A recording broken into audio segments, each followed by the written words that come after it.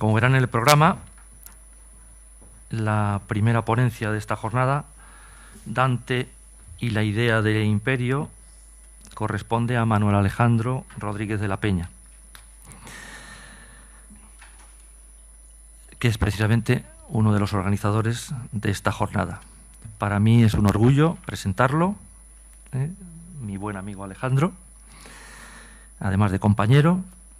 Alejandro es doctor en Historia Medieval por la Universidad Autónoma, es catedrático de Historia Medieval por la Universidad de San Pablo CEU, es Research Fellow, ha sido Research Fellow en Wolfson College, Cambridge, y Visiting Scholar en St. John's College, Cambridge también.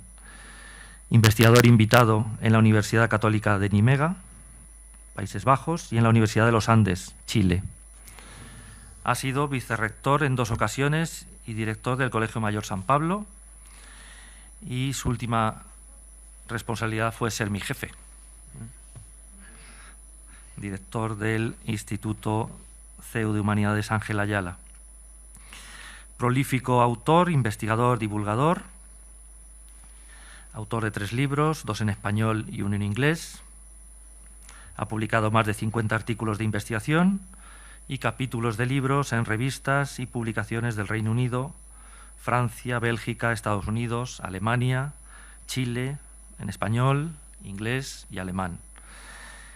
Yo sí que quería destacarles, más que nada, no por es su último libro, que les aconsejo vivamente, Compasión, una historia, donde nos muestra una historia paralela de la compasión y de la violencia. La compasión como respuesta a la siempre inquietante cuestión de la iniquidad, un poco en la línea de las palabras que rescataba yo antes del Papa Francisco, ¿no? Creo que en este mundo, en nuestro momento histórico, donde, decía el Papa Francisco, tantas sombras predominan, hay una degradación, una deshumanización en muchos ámbitos, creo que este libro era más necesario que nunca. Pero, para terminar ya, lo que más me gustaría destacar de Alejandro, sobre todo en este momento en el que estamos, sin duda, es que es un humanista cristiano, no solamente sus palabras, sino en sus obras, y fiel seguidor del espíritu dantesco. Bueno, muchas gracias. Sin más, querido Alejandro, tienes la palabra. Muchas gracias al Instituto por apoyarnos a Giovanni y a mí en esta iniciativa que planteamos hace ya unos meses y que habéis acogido con enorme cariño, y ha sido posible que se traduzca en este día de hoy, que es especial porque está el Instituto por medio, porque gira sobre Dante y porque es el tipo de actividad que creo que una universidad católica tiene que hacer, algo que tenga que ver con su identidad y misión, y desde luego pocos eventos más adecuados a la identidad y misión del CEU que un evento sobre el gran humanista cristiano de todos los tiempos. Se puede decir que podría haber una discusión sobre quiénes son los que están en esa lista, pero sin duda Dante estaría entre ellos, y no sé si arriba del todo, en mi opinión lo está. No se me ocurre un humanista cristiano en toda Europa, en la Europa medieval y moderna, que le supere. Sé que esto es discutible, pero si un nombre sale siempre a colación al discutir esto, desde luego el de Dante Alighieri es uno de ellos. Por tanto, creo que estamos todos enhorabuena, los organizadores, el Instituto y esta universidad que hoy nos acoge. Como luego me va a tocar la labor de presentar a los ponentes de la tarde, aprovecharé allí para hacer una reflexión sobre lo que ha sido la organización de este evento, y hoy me pongo ahora, en esta mañana, solo en el papel de ponente. Respecto a mi ponencia, como es evidente dado el título, yo no voy a hablar del Dante autor literario, ni del Dante a nivel personaje humano, en sentido de lo que es su biografía. Me voy a centrar en Dante como pensador político. Es un Dante muy conocido del especialista en ideas políticas medievales, pero bastante desconocido para el gran público. En principio, Dante no es una figura que el gran público asocie con el pensamiento político. Pero la realidad es que es una figura decisiva en la elaboración del pensamiento político europeo, y que incluso, como veremos al final de mi ponencia, jugó un papel no poco importante en la configuración del pensamiento político carolino, es decir, el pensamiento político del emperador Carlos V y su entorno. Lo primero que hay que decir, y esto vale para el Dante autor literario, el Dante filósofo y el Dante pensador político, es que Dante es una combinación, y esto es una obviedad, pero es bueno empezar con ello, es una combinación de tradición medieval, es en algunos aspectos muy deudor de la tradición medieval, a la cual él pertenece, porque su biografía cronológicamente corresponde al medievo, pero al mismo tiempo es profundamente innovador y en algunos aspectos casi revolucionario. Esto se debe a que, por un lado, es el heredero de una tradición política, en lo que se refiere solo al pensamiento político medieval, que es la idea de imperio. En esto es muy fiel a una tradición de pensadores políticos de la idea imperial, pero al mismo tiempo va a conseguir reformular de una manera original, por genial, esta idea del imperio. Del mismo modo que había hecho con, por ejemplo, la teología católica, la Divina Comedia, lo que llaman los italianos la comedia, de alguna forma combinando la tradición católica sobre el camino hacia la vida eterna. Esto, como es bien sabido, no es original de Dante, simplemente su genio está en reformularlo de una manera nueva. Pues del mismo modo que hizo eso con la comedia y la teología del más allá cristiana, con el pensamiento político lo que va a hacer es tomar la antigua idea de imperio romano, que en los tiempos medievales se había convertido en el ideal de sacro imperio romano germánico, y reformularlo a la luz del aristotelismo. Como luego explicaré con detalle, pero lo voy anunciando ahora, la novedad está en que el aristotelismo político, en casi todos sus autores, de finales del XIII y principios del XIV, empezando por el propio Santo Tomás de Aquino, de alguna forma no le dieron protagonismo a la idea de imperio universal. El aristotelismo en general lo que hace es legitimar el particularismo político de cada monarquía, dándole una especie de nueva legitimidad a la idea de comunidad política no universal. De este modo, el aristotelismo, sin que sea su objetivo, porque no es el objetivo esencial de la recepción de Aristóteles, es otro, pero una de sus consecuencias, en principio imprevistas, fue que debilitó la legitimidad política del imperio y el papado, que son las instituciones universales por excelencia, reforzando, en cambio, las instituciones particulares, es decir, las monarquías nacionales o las ciudades-estado, en el caso de Italia es muy evidente. Pues bien, en Dante encontramos un autor que, aunque sea aristotélico, y es muy aristotélico, radicalmente aristotélico en algunos aspectos, sin embargo, va a reforzar la idea de imperio universal. Luego, su gran aportación al pensamiento político es esta síntesis, que ahora voy a desglosar en detalle, entre Aristóteles y universalismo político, es decir, entre Aristóteles y idea de imperio. Hasta ese momento, la idea de imperio universal había reposado en la tradición platónica agustiniana, es decir, en la manera en que los autores agustinianos del Alto Medievo y el Pleno Medievo habían de alguna forma desarrollado la idea de que solo lo que estaba inserto en la cristiandad universal tenía legitimidad política. Y esto lo va a reformular, como luego veremos.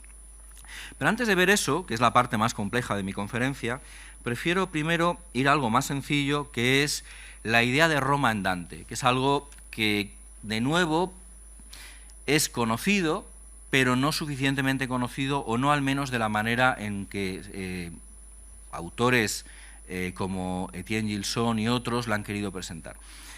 Fíjense que hay un aspecto aquí que es el siguiente. Evidentemente Dante, como podemos decir precursor del Renacimiento, pone en la Roma clásica el foco, eso es evidente. Esto es algo muy conocido por en general todo el mundo que sabe algo de Dante.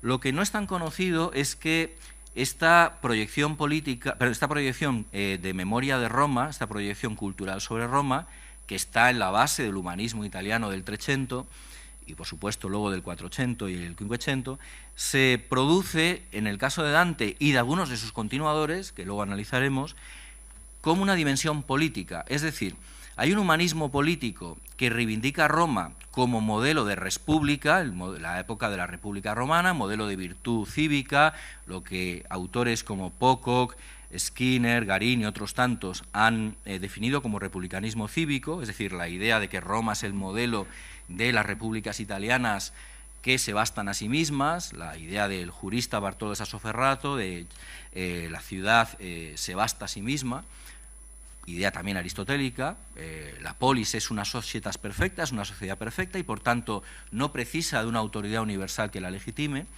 Pues bien, esa idea en esencia es la que retoman muchísimos humanistas, Coluccio Salutati, Leonardo Bruni, hasta acabar en Maquiavelo, es decir, la tradición del republicanismo cívico italiano. Y en principio a Dante a veces se lo ubica en esa tradición como a todo el humanismo italiano, la idea de en Italia, con el Renacimiento, lo que nace es la defensa de la república urbana, de la comunidad política cerrada particular. Pero la realidad es, y esto es algo que bibliografía muy reciente está poniendo en valor, especialmente un investigador anglosajón que se llama Alexander Lee, la realidad es que Dante, y no solo Dante, una plétora de humanistas italianos que le siguieron después, lo que hizo fue vincular de forma muy estrecha la recuperación de la Roma clásica, la recuperación de la Roma antigua, que es la esencia del Renacimiento italiano, como es evidente, con la reconstrucción del Imperio romano. Es decir, vincularon humanismo, renacimiento con imperio.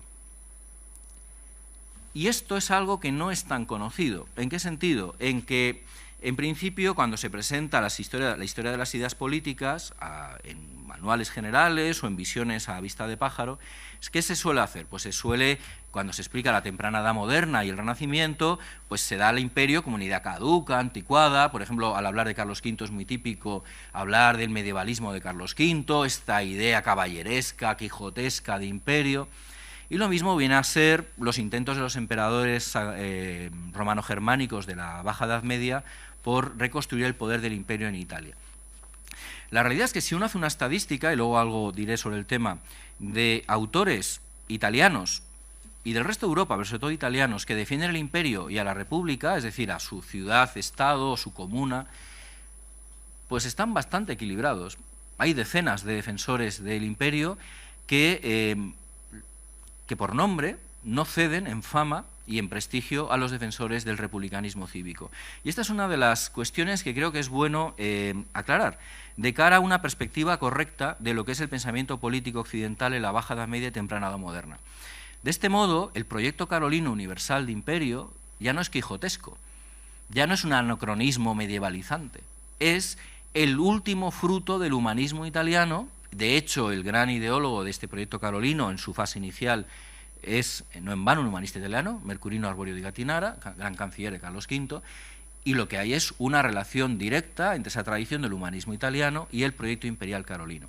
Que luego en su fase intermedia y final será reformulado, sí, pero el primer Carlos V, el de 1517 a 1529, es un personaje imbuido de este ideal imperial que le había transmitido el propio Gattinara. No en vano, Gattinara encargó una reelaboración, una reedición del De Monarquía de Dante, nada más y nada menos que Erasmo de Róterdam. Finalmente Erasmo no se decidió a realizarla, pero se conoce el intercambio de cartas donde se le solicita a Erasmo como un favor al emperador que reedite el De Monarquía como el gran tratado apologético del imperio que había que volver a poner en el escenario político. Bien, vamos con, como decía, primero con la memoria de Roma. La memoria de Roma, desde luego, es decisiva porque para hacer un discurso proimperial tú tienes que hacer una apología de lo que era la Roma clásica. ¿En qué sentido? En que cuando Dante piensa en imperio, lo que está pensando es en Roma, no piensa en cualquier imperio.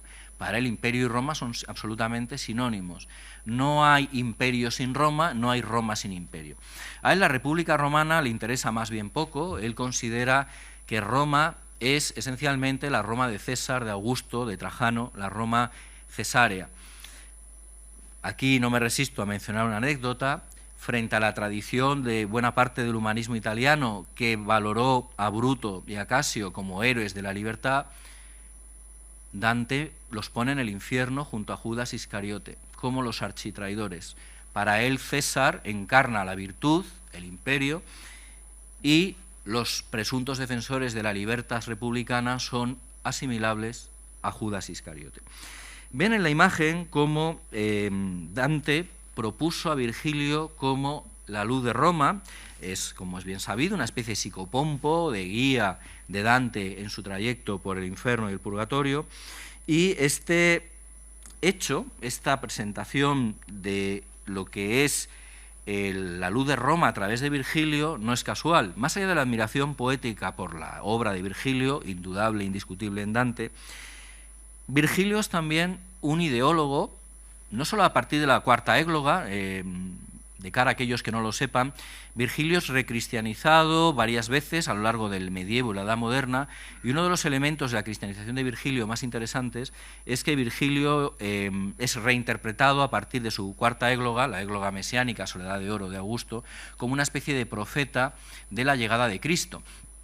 La cuarta égloga de Virgilio se convierte en muchos textos medievales y la propia patrística cristiana en una especie de profecía del advenimiento de Jesucristo. Por tanto, Virgilio tenía una especie de legitimidad cristiana, dada ese sello, dado por la propia patrística, que hacía que no solo le fuera útil a Dante como el guía, en el sentido de la luz de Dante, el Lumen Dantis, la guía romana, que era el poeta del imperio, el poeta de Augusto, sino era alguien que incluso en algunos lugares del sur de Italia era venerado como una especie de profeta de Cristo. Pues bien, es interesante una expresión que aquí tienen en pantalla de la Comedia, donde se afirma que la Roma a la que se le lleva, la Roma de la que va a ser eterno ciudadano Dante, es aquella Roma donde Cristo es romano, y que la Roma donde Cristo es romano. Y esto es absolutamente significativo. ¿Por qué? Porque, como ya veremos después, Dante tiene un discurso según el cual la época de Augusto es la aurea etas por excelencia, la edad de oro de la historia humana. Nunca en la historia humana ha habido una edad de oro como la época de Augusto, según Dante. Pero no solo es eso, es la plenitud temporis, la plenitud de los tiempos. Es la consumación de los tiempos porque Jesucristo encarnó, el Hijo de Dios encarnó en ese momento. Pues bien, ¿cómo legitima él la Roma de Augusto? ¿Cómo la convierte en el paradigma del único imperio romano, del único imperio universal? Porque el único imperio que tiene derecho a gobernar todo el orbe, todo el planeta, es Roma. Todos los demás son usurpadores. Para Dante, cualquier otro poder político que no venga de Roma es una usurpación. Y esto se debe no solo a la gloria de la Roma clásica, sino al hecho de que Cristo, al elegir nacer ciudadano romano, nota para aquel que esté pensando en ello, evidentemente nosotros hoy día sabemos que Cristo no fue cives romanus, no tuvo ciudadanía romana, era súbdito de Roma, no ciudadano, por eso, por ejemplo, pudo sufrir la crucifixión, pero más allá del hecho histórico de que Cristo no fue ciudadano romano, esto es un matiz, lo importante es que para Dante ese hecho de Cristo ciudadano romano legitima a Roma. Si Cristo aceptó estar sujeto en lo temporal a la autoridad de César Augusto, ¿quiénes somos los demás para cuestionar esa autoridad? Y él parte del concepto de que esa autoridad imperial de Augusto, que el propio Cristo acató, sigue vigente, sigue estando operativa en el heredero de ese imperio romano, que es el Sacro Imperio Romano Germánico, es decir, el imperio medieval, que para él es tan romano, y en esto discrepa con algunos humanistas italianos, como el imperio romano original. Luego Roma eterna, Roma perdura, Roma inmutable en el imperio romano de su tiempo. Y esto es interesantísimo. ¿Por qué? Porque a lo que nos lleva es a la idea de que para él la renovatio imperi, que es un topos medieval que venía del siglo X, del discurso otónida sobre la coronación de Carlomagno anterior, la idea de que el imperio ha sido trasladado desde Constantinopla a Aquisgrán y de Aquisgrán a los otónidas, esta idea de traslación del imperio, de que el imperio va moviéndose de sitio, para él es pareja, va ligada a la renovación de la cultura, es decir, renacimiento cultural, renovatio imperi y renovación del estudio de la cultura van ligados. Por tanto, no hay renacimiento cultural, no hay rinascita en sentido cultural artístico, sin renovación del imperio. El separar ambas cosas es algo que harán algunos humanistas, como digo, republicanos del siglo XIV y XV, pero en Dante son indisolubles, no se pueden desvincular.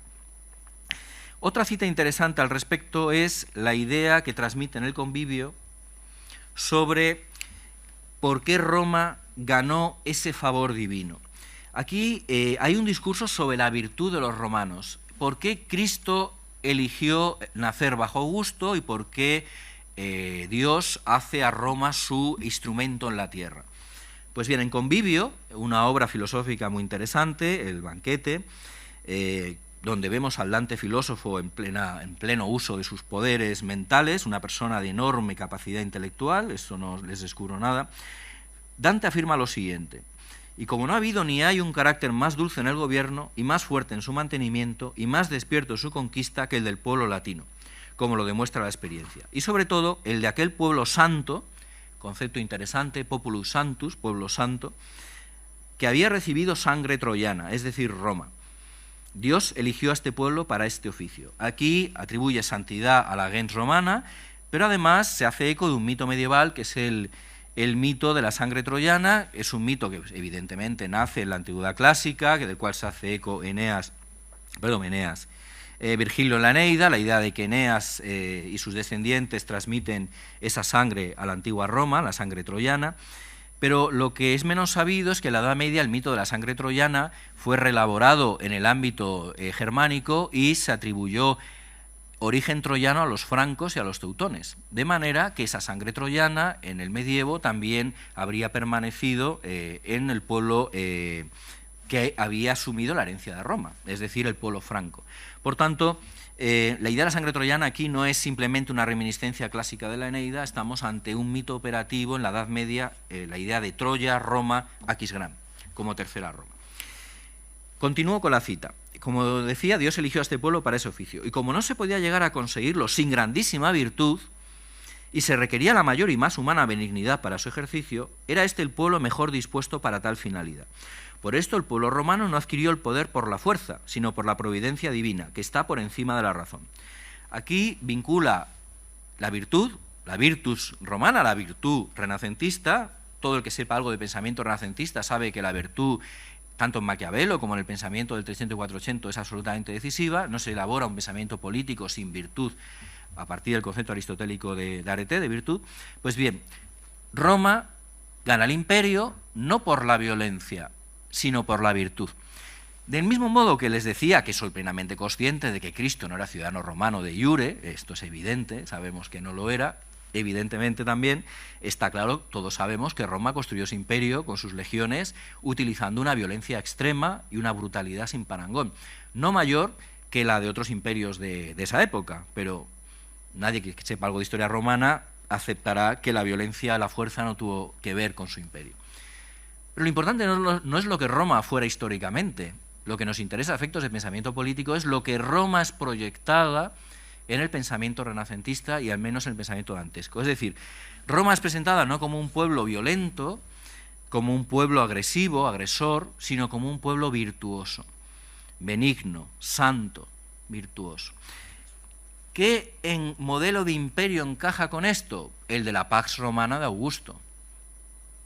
No el de la República y sus agresivas guerras imperialistas de conquista. Luego él está reelaborando la imagen de Roma para que encaje en un paradigma de sostenedor de una paz universal, como luego veremos. No en vano, cuando él desarrolla su defensa del imperio a nivel ético, que ahora vamos a analizar, él pone el acento en la paz. El imperio universal es necesario porque es el garante de la paz universal. Este discurso, que es aristotélico, es lo que se llama el argumentum unitatis, la idea de que el imperio es bueno porque trae la unidad y la unidad evita la guerra y trae la paz, es el que él también pone de relieve al recuperar la memoria de Roma. A él le interesa una memoria de Roma asociada a la Pax Romana y no a las conquistas. Otro ejemplo interesante es el relato legendario que le introduce en la comedia sobre Trajano. El emperador Trajano, que ya en algunos santos padres del alto medievo fue presentado como modelo de virtud cristiana, como un alma naturaliter cristiana, anima naturaliter cristiana, es decir, la idea de cristianos que hubieran sido cristianos si hubieran conocido el cristianismo, por supuesto de nuevo históricamente falso. Trajano no fue precisamente un emperador que tratara bien a los cristianos, pero más allá de eso, da igual que la realidad histórica, lo interesante es que en el medievo Trajano es presentado como un optimus princeps, como un príncipe modélico virtuoso. Hay muchos ejemplos. El más clásico es Juan de Salisbury en Polycraticus, donde cuando presenta modelos de buen príncipe cristiano, Trajano, el Exemplum Traiani, le dedica un capítulo entero. Pues bien, Dante hace lo mismo. Dante nos presenta en la comedia un relato que tiene que ver con una leyenda geográfica atribuida a San Gregorio Magno, según la cual San Gregorio Magno habría intercedido ante Dios por el alma de Trajano para que fuera sacada del purgatorio.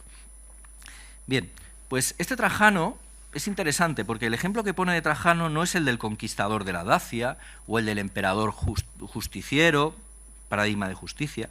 Es un emperador que en el relato de la comedia, aparece esto en Purgatorio 10.73-96 y luego en el Canto 20 del Paraíso.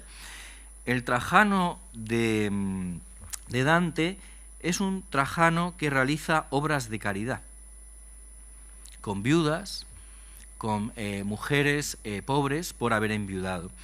Y esto es muy llamativo. De nuevo, reconstruye la memoria, es decir, este emperador que se preocupa de ayudar a las viudas encaja en el paradigma de la caritas cristiana.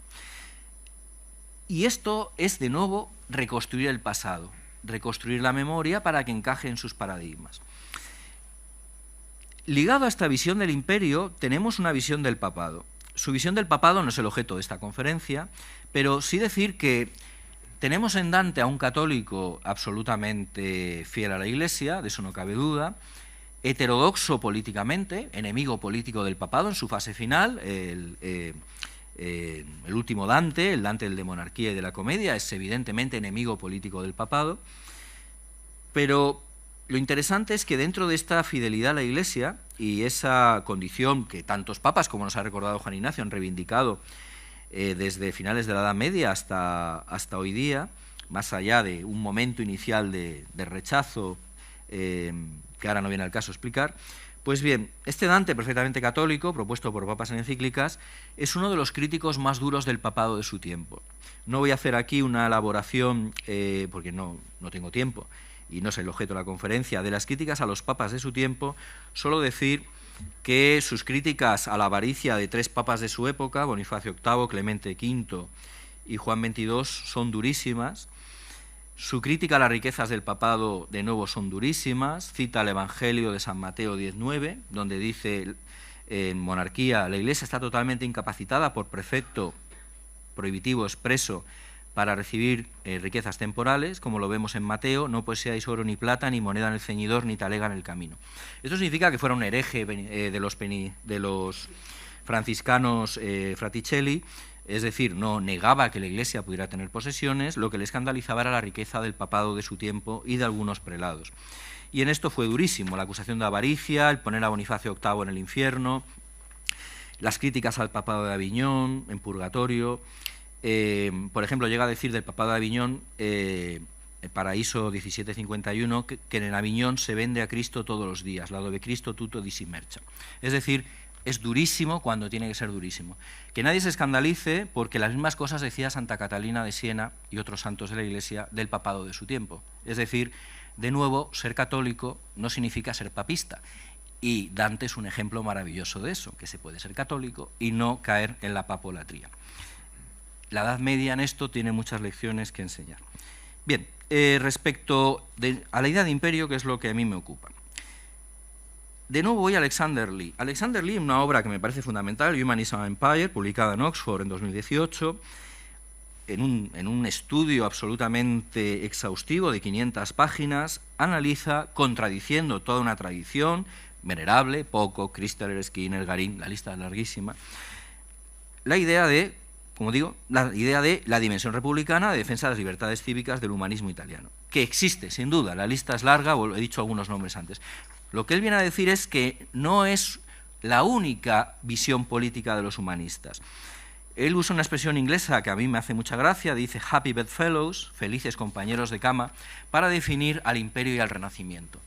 Estos felices compañeros de cama, que son el imperio y el renacimiento, son, por decirlo, dos partes, dos caras de la misma moneda, es un jano bifronte. ¿En qué sentido? En que es difícil defender el imperio sin apelar a la república romana en el sentido de lo que es su dimensión imperial, pero al mismo tiempo es difícil defender el imperio sin defender la figura del emperador. Es decir, una cosa es la tradición republicana, las libertades cívicas de la República Romana, y otra cosa es la figura del emperador. Pues bien, él lo que hace es defender la virtud como la clave de esa monarquía universal de Augusto, en una línea que coincide con la republicana, la virtud, pero al mismo tiempo viene a decir que solo puede gobernar uno. Él, usando argumentos aristotélicos, por supuesto a su manera, muy particular, viene a decir que todo lo que es el gobierno de muchos lleva al caos y a la confusión. Por eso, y cito a Alexander Lee,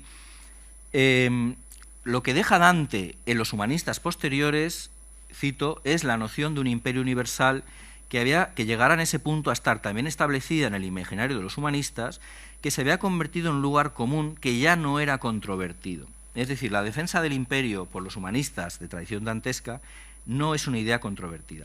Otra investigadora que recientemente ha investigado esto, una holandesa, Anne Hubers, dice: en el Trecento la idea de la restauración imperial en Italia no fue en absoluto abandonada. Cartas, crónicas y tratados demuestran que los intelectuales italianos estaban fascinados por el concepto de imperio y defendían la idea de un imperio universal. Dante Alighieri, Francesco Petrarca, el último Petrarca, cuidado, no el inicial, de eso nos van a hablar esta tarde, Cola di Rienzo, y otros escribieron cartas al emperador romano germánico con el fin de convencerlo de restablecer el imperio en Italia. Evidentemente esto viene de una tradición muy antigua, donde hay italianos muy señalados. Esto es curioso, y aquí hay profesores italianos que lo conocen muy bien. Si uno quiere hacer una historia de la idea imperial en la Edad Media, más que autores alemanes, alguno hay, Otto de Freising, por ejemplo, tiene que recurrir a autores italianos. Benzo de Alba es el gran apologista del imperio en la querella de las investiduras. En la época de los Stauffen, los principales son Godofredo de Viterbo y Pietro de Éboli. Siglo XIII, lo mismo, la corte de Federico II, italianos. Y de nuevo Dante, italiano. Y de nuevo Petrarca, italiano. Y de nuevo Eneas Silvio Piccolomini, que es el gran teórico de la monarquía imperial de Habsburgo en el siglo XV, italiano. Gattinara, italiano. Todos italianos.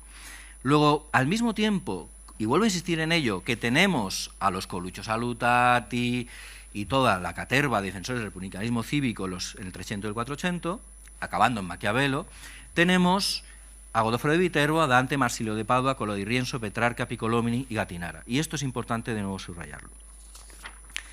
Bien, vamos con otra cuestión. Si vamos a lo que es el principio básico de la idea imperial, el principal argumento dantesco, que a su vez es aristotélico, aquí una recepción de Aristóteles, es el ideal imperial como idea de unidad, el argumentum unitatis. ¿Cuál es este argumento? El argumento es que hay una jurisdicción mundial. Solo hay una jurisdicción para todo el mundo, que es la del Imperio Romano. Igual que en lo espiritual, el papado tiene jurisdicción universal sin límites, de océano a océano, Dante habla de una jurisdicción de océano a océano del imperio. Esta idea, y aquí lo tienen, se basa en el concepto de que solo hay un poder para lo temporal en cualquier época, que es este imperio romano. La cita es: el imperio romano es un principado único y superior a todos los demás poderes en el tiempo y a todos los seres y cosas que tienen una dimensión temporal. Esto, por supuesto, contradice todo el derecho de gentes, el ius gentium, que, por ejemplo, la Escuela de Salamanca luego desarrolló. Una vez que fracasa el proyecto carolino inicial, hay una reformulación que es también aristotélica, por supuesto, y de hecho es más aristotélica que la de Dante, porque Dante lo que hace es manipular un poco a Aristóteles, porque Aristóteles realmente no tiende a la idea de monarquía universal, tiende más a la defensa de la comunidad política particular, pero Dante relabora a Aristóteles para justificar su idea de una única comunidad política universal. ¿Y la idea cuál es? Tiene que haber una única autoridad, porque esa única autoridad traerá la paz. Esta universale mundi jurisdictionem traerá la paz, la pax universalis. Y lo interesante es plantearse esta paz, este argumentum unitatis como argumentum pacis, es decir, la unidad trae la paz, y esto un niño pequeño lo entendería. Es un argumento, por cierto, que hoy día es caricaturizado. A mí siempre me hace gracia que oigo argumentos en defensa del Imperio Universal en bocas de personajes como Darth Vader, en defensa del Imperio Galáctico, es decir, la idea de el que quiere un Imperio Universal o es un dictador loco o es un personaje de cine, ¿no? Porque desde el ius gentium del siglo XVI nadie acepta que haya un poder político en ningún sitio por encima de los demás. Digo en tiempos pre-ONU, luego está el tema del mundialismo ONU, que es otra historia muy distinta, ¿no? Y que no tiene nada que ver con esto. Pero en principio nadie ha aceptado, desde el siglo XVI hasta ahora, que haya un poder imperial sobre los demás poderes nacionales. Por tanto, hoy día esto no se entiende. Pero el argumento de Dante es que esta unidad que trae la paz tiene una utilidad, es útil para algo, sirve para algo. Es decir, tiene una dimensión ético-moral. Porque esto no es utilitarismo en el sentido de el imperio beneficiará al poseedor del imperio. Esto para él como cristiano es inaceptable. Si el imperio es para enriquecerme a costa de los demás, del dominio de los demás, eso sería depredación y sería avaricia, el pecado que más aborrece Dante, cualquiera que haya leído la Comedia lo sabe, la avaricia. No, el imperio cristiano legítimo no puede ser un imperio que depreda a los demás, que se beneficie de los demás. Es un imperio que conduce a la beatitud divina.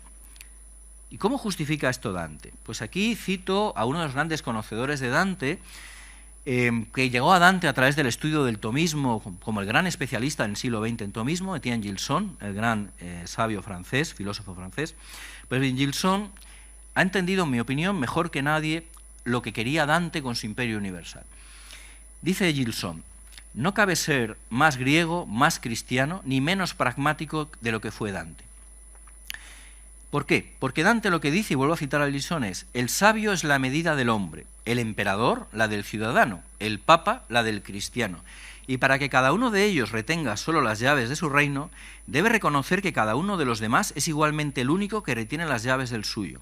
Así, el papa no puede tener autoridad alguna temporal que no sea delegada por el emperador, ni ningún emperador jurisdicción espiritual que no le sea concedida por el papa. Dante ha deducido, al parecer por vez primera en la Edad Media, la noción de un poder temporal cristiano autónomo, el imperio, y que basta su orden, dotado de su propia naturaleza, de su fin último propio y de medios para conseguirlo que le son naturalmente apropiados. Esto es puro Aristóteles. El imperio es una societas perfecta, igual que la Iglesia, que se basta a sí misma. No necesita ser instaurado por nadie. Para él, la coronación imperial de Carlomagno, que es en el pensamiento anterior platónico-agustiniano el argumento de legitimidad del imperio, el Papa vicario de Cristo da autoridad al emperador, para él eso no es relevante. Él remite a Augusto y al hecho de que Cristo aceptara la soberanía de Augusto. Por tanto, en esto Dante es revolucionario, profundamente tradicional y profundamente revolucionario. Es decir, para él el Papa en política no juega ningún papel. No necesita el imperio al Papa. Es curioso porque pocas décadas después, en época de Cola di Rienzo y de lo que es la nueva República Romana que se intenta fundar en la primera mitad del siglo XIV, estas ideas, por influencia de Dante o por desarrollos autóctonos de la propia dinámica de Roma, vivirá esta realidad, la idea de que la República Romana se funda a sí misma, eliminando el papel del Papa, que en ese momento estaba en Aviñón, o incluso presenciará la coronación laica, temporal, por 4 senadores romanos del emperador Ludovico el Bávaro. Hay una coronación imperial donde el Papa ni está ni se le espera. Esto en plena Edad Media. En este sentido, el pensamiento medieval fue mucho más rupturista en el siglo XIV de lo que se piensa. Por cierto, una vez, de cara a la edad moderna, es llamativo que una vez que Carlos V fue coronado, en 1530, Clemente VII en Bolonia, ningún emperador fue jamás coronado por un papa. En este sentido, la edad moderna tuvo menos atrevimiento conceptual que la Edad Media. La Edad Media se atrevieron a presidir el papa a la coronación. En el mundo moderno a nadie se le pasó por la cabeza proceder a una coronación imperial sin el papa. Por eso es, como es sabido, Carlos V, el último emperador coronado por un papa. Bien, otra cuestión interesante ligada a esto es el concepto, como digo, de la beatitud. La beatitud, ¿qué trae? La beatitud lo que trae, y esto es muy llamativo, yo entre otros temas, y probablemente es el tema al que más tiempo he dedicado, estudio la idea sapiencial, la idea de la sabiduría de los reyes. Pues bien, la idea de la beatitud para él tiene que ver con que la sociedad humana, la humana civilitas o el género humano, precisa de paz ¿para qué? Para la contemplación y el estudio. Y esto recuerda a Aristóteles, pero también a la República de Platón. El fin de la sociedad, ¿cuál es? La contemplación de Dios y el estudio, la sabiduría. Y para ello es necesario la paz universal. Luego la paz se subordina a la beatitud, al conseguir la beatitud, y esa beatitud se consigue a través de la vida de contemplación de Dios, la vía mística o la vía sapiencial de estudio, el estudio de la creación, del bien, verdad y belleza que hay en la creación, como camino hacia Dios. Luego, la paz imperial es para un fin, como digo, que es que es un fin supremo. Todo lo que, por tanto, se oponga a esto es una insurrección de los pueblos, es insurrección, es rebelión contra el decreto de Dios. Todo aquel intento, especialmente el de Francia, que es el prototipo de la primera monarquía nacional, de crear algo al margen del imperio, una vía de soberanía independiente del Papa y del Emperador, para Dante no es más que una insurrección intolerable. De nuevo vuelvo al papel en esto de la referencia a la Roma de Augusto. Este texto, que está en latín, me interesa porque quiero que vean en las palabras de la monarquía en latín lo que es el concepto político de Dante. En amarillo ven las ideas clave. La monarquía de Augusto, ¿qué fue? Una monarquía perfecta. Aquí lo tienen, subrayado, en latín es igual que en castellano. Esta monarquía perfecta trae al género humano, al humanum genus, la felicidad y la paz universal. Felix in pacis universalis. Felicidad y paz al género humano, otra innovación dantesca de origen aristotélico. Mientras que todos los pensadores anteriores a Dante en la Edad Media jamás hablan de género humano, de humanidad, nunca, no conozco ningún caso. Todos todos hablaban de cristiandad, República Cristiana, Christianitas, Imperium Christianum. Él es el primero que habla de toda la humanidad. Para Dante, la autoridad del emperador romano se extiende a toda la humanidad. Eso incluye a paganos, musulmanes, por supuesto a los indígenas de las tierras por descubrir. Esto Gatinara lo utilizará para legitimar también la conquista de América. La autoridad del emperador no es solo sobre la cristiandad, ni tiene que ver con que la cristiandad tenga que abarcar a todo el orbe. Tiene que ver con que es universal, entendido por universal, el género humano, no la cristiandad. Y esto lo relaciona con algo que he mencionado antes, la idea de, y cita aquí a San Pablo, de que con Augusto se alcanzó la plenitud temporis, la plenitud de los tiempos. Esto explica la frase que antes les he citado: serás conmigo eterno ciudadano de aquella Roma en que es romano Cristo. Es decir, la plenitud de los tiempos es el imperio de Augusto, luego el imperio romano no caduca, es eterno. Hasta que venga Cristo, hasta el escatón, hasta la segunda venida de Jesucristo, habrá imperio romano. Es imperecedero, no caduca. Esto es muy importante. Si Dante estuviera aquí, diría: el imperio romano debería seguir existiendo. Por cierto, un ejemplo histórico para que lo entiendan, que es el imperio chino, que para que nadie piense que es tan utópico. China ha tenido la misma forma política hasta Mao. Es decir, el imperio chino empieza más o menos unos 200 años antes de Augusto y ha estado vigente hasta el siglo XX. Por cierto, hasta 1804 o 5 hubo un emperador romano en Europa, por si alguien no lo sabe. El Sacro Imperio Romano Germánico no perece hasta Napoleón. Es decir, hubo alguien que en sus monedas ponía Imperator Romanorum Semper Augustus hasta el siglo XIX. Luego, cuidado, que la pervivencia de ciertas ideas es mayor de la que se cree. Otra cuestión ligada a esta es el concepto del imperio como algo que tiene que ver con la santidad y la piedad. Y con esto termino las citas de monarquía. Me parece interesantísimo. ¿Por qué? Porque si este imperio trae la paz, y no por ambición, ni por avaricia, ni por depredación, esto es porque es santo. La cita es así: que el pueblo romano pretendiera el bien común, idea aristotélica, bien común, sosteniendo el orbe de la tierra, lo declaran sus gestas, en las que eliminada toda ambición, que es siempre enemiga del bien común, y amando la paz universal en libertad, y fíjense en esta expresión, aquel santo, piadoso y glorioso pueblo parece haberse olvidado de su propio provecho para preocuparse del bienestar público del género humano. Por eso se ha escrito acertadamente: el imperio romano nace de la fuente de la piedad, de fonte nascitur pietatis. La piedad, la pietas, en el sentido doble de piedad filial y piedad hacia los débiles. Esto de nuevo es cristianismo, aplicado de forma anacrónica, presentista, sí, sin duda. Hoy día ningún historiador serio diría esto. Lo interesante es cómo lo proyecta Dante y cómo traslada al lector medieval que el imperio romano es una especie de imperio cristiano antes del cristianismo, porque es por el bien de los demás. Su misión es ayudar a los demás, el bien común y la pietas, la piedad. ¿Quién intentó, según él, llevar a cabo esto, y aquí no voy a monarquía, me voy a la comedia, quien encarnó en su tiempo este ideal fue el emperador romano-germánico, en vulgar el emperador alemán, como se le llama inapropiadamente, Enrique VII de Luxemburgo. Este emperador llega en 1311 a Italia a la cabeza de un poderoso ejército con la idea de restaurar el poder imperial en Italia. Es el último de muchos y el primero de otros muchos, porque lo que es la bajada a Italia de los emperadores desde la época de Carlomagno, los Otónidas, los Stauffen, los Luxemburgo, luego, por supuesto, la dinastía Wittelsbach-Bávara hizo lo mismo, Luis el Bávaro, luego vendrán los Habsburgo, que siguen haciendo lo mismo. Es decir, no hay emperador importante que no baje a Italia.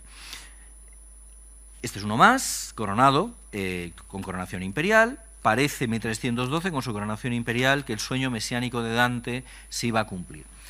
Para Dante, y ya estoy llegando al final, lo que se produce, ¿qué es?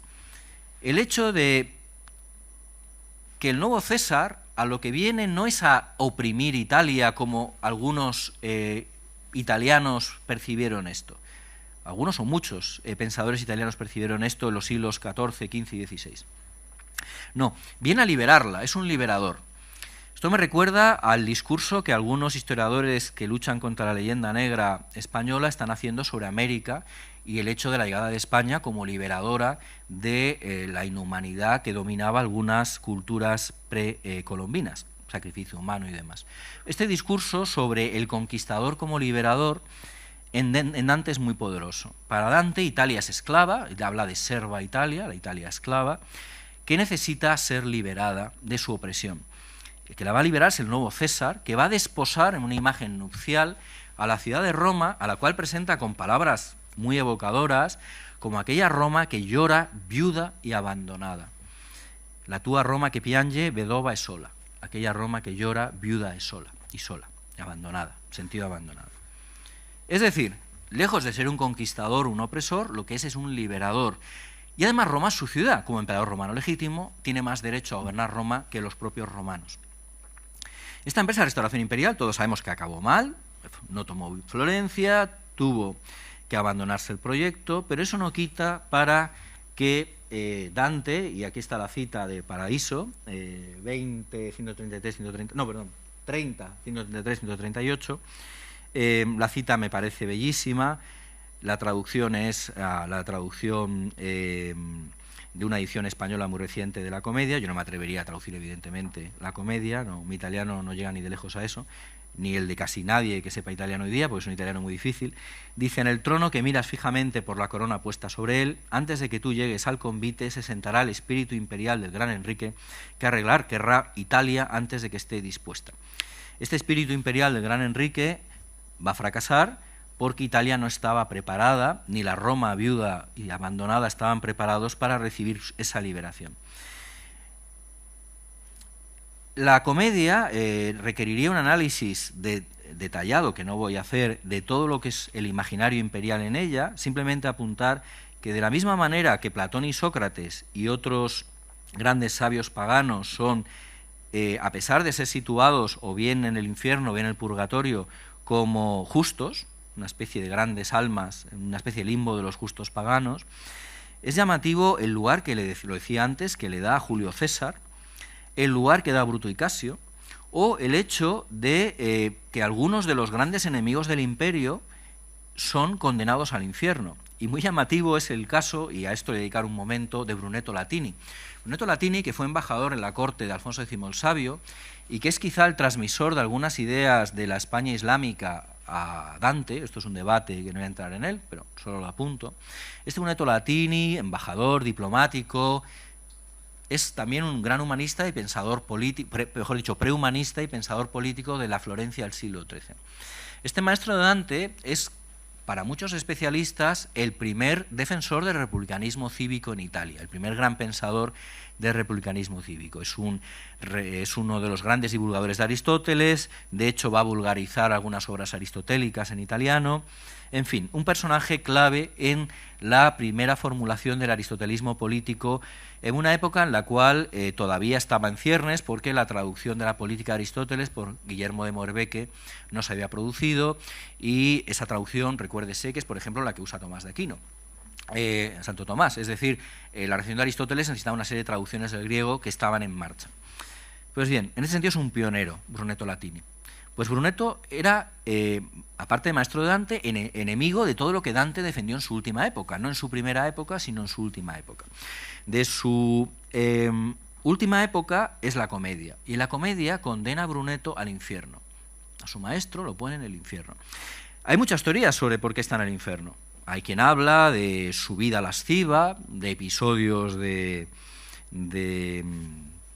complicados de su vida privada, y hay quien habla, y yo me sumo por supuesto a esta teoría porque encaja muy bien en mi esquema, de su defensa de ideas políticas aristotélicas que a Dante le repugnaban. Sea una mezcla de ambas o una por encima de la otra, es llamativo cómo Dante reniega de esa primera época suya, porque el primer Dante sí se puede encajar con las ideas de Brunetto Latini, pero este último Dante del exilio no quiere ni oír hablar de esa tradición política.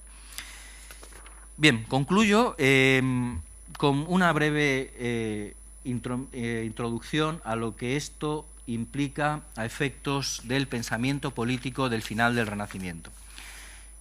Aquí hay una figura que es Gattinara, el canciller Mercurino Arborio de Gattinara, que a su vez es heredero de una serie de pensadores que, en una época en la cual el Ius Gentium de Santo Tomás de Aquino y la reivindicación de la dignidad y legitimación de las monarquías nacionales y de las repúblicas urbanas, se puede decir que frente a esta tradición defendieron otra contraria. La mayor parte de los pensadores políticos del siglo XIV y XV, siguiendo a Santo Tomás, y aquí aparece una lista muy somera, van a defender la aplicación de las ideas de Aristóteles, de la politeia de Aristóteles, a la defensa de las monarquías nacionales, caso de Francia, Pierre Dubois, Nicolás Oresme, Juan de Jandún, Juan de París, o la supremacía alemana, porque hay pensadores alemanes que lo que hacen es tomar el aristotelismo particularista para defender el imperio alemán, más que el imperio universal.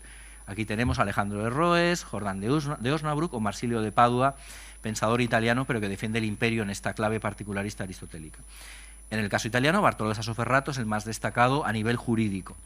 Pues bien, frente a esto tenemos defensores de un aristotelismo universalista, como he dicho antes, esencialmente en el Trecento, el principio del siglo XIV, Dante y el austríaco Engelberto Dadmont, que es un abad cisterciense austríaco.